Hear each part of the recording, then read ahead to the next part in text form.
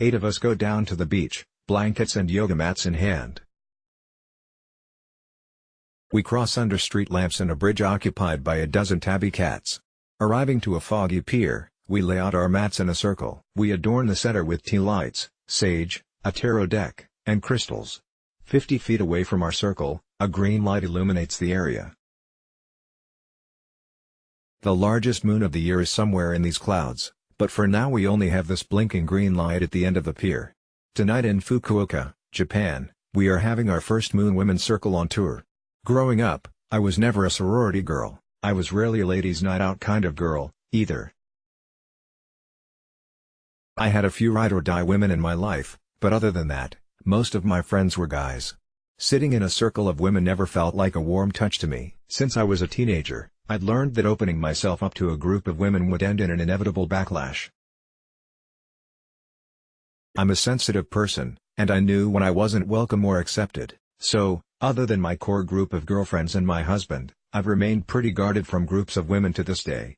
But I thought this moon circle would be a good opportunity to step out of the known.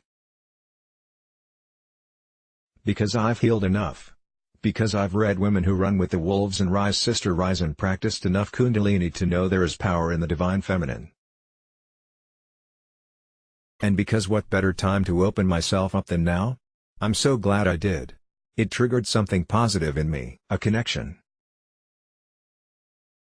A sense of grounding and community around a group of women I'd never felt before. So how come this women's circle transformed my perception of women's empowerment more than every other time? Sure, it was the premise of healing and deep diving through the moon energy, but it was also the idea of support. Without the crystals, candles, and other beautiful tools, it was a circle about trust and support.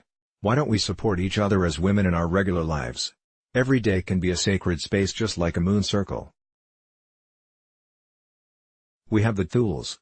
Here are a few ways to reverse the bad habits we've learned to tear each other down as women. Stop gossiping. In the Yoga Sutras, Patanjali talks about ahimsa, or non-harming, and gossiping is a form of harm. It divides us and takes away from another innocent person who isn't there to defend themselves. What we say has value, but people say pointless things all the time. If we don't mean something, we shouldn't say it. If we find ourselves gossiping, or bringing up situations that have nothing to do with us, we should pause and be aware. I try to ask myself if what I'm saying is going to contribute or take away from this person.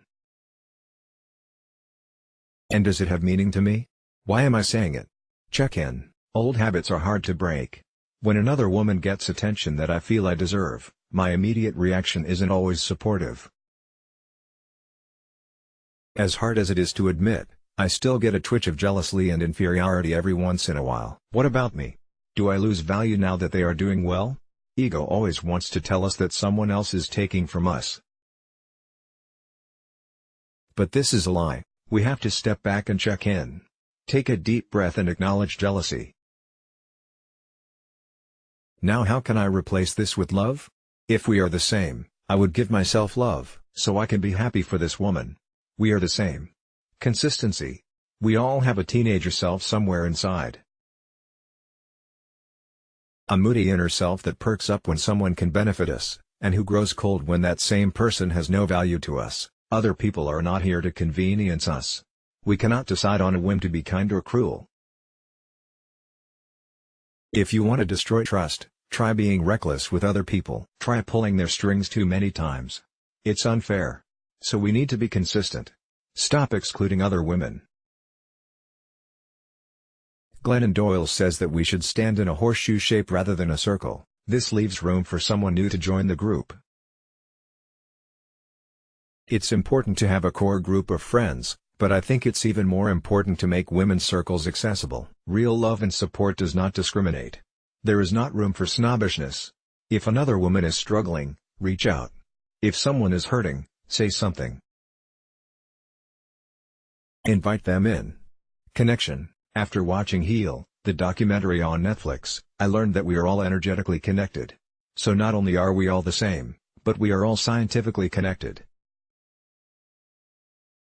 So when I allow myself to digest that I am supported and completely, it heals me. The more people I can count on and give my support to, the more I heal. I am connected energetically to everything. What kind of relationship do I want to build? One that stems from closed-heartedness and mistrust, or one that can grow? We need to support each other. We collect our things and stroll from the moon circle back under the street lamps and into regular life. What happens now? I leave knowing that I am supported by the people in our community, but from here on out, it takes effort. Without the ideal circumstances of a moon circle, it takes making a choice to support the women in our lives.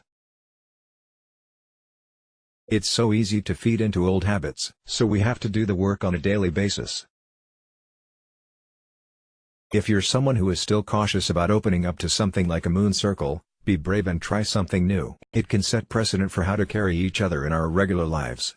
Women's empowerment is more than a trend, our well-being and our world depend on it. Author, Jacqueline Hathaway. 11 Image, Author's Own Editor, Kelsey Mihal. Let's block ads. Why?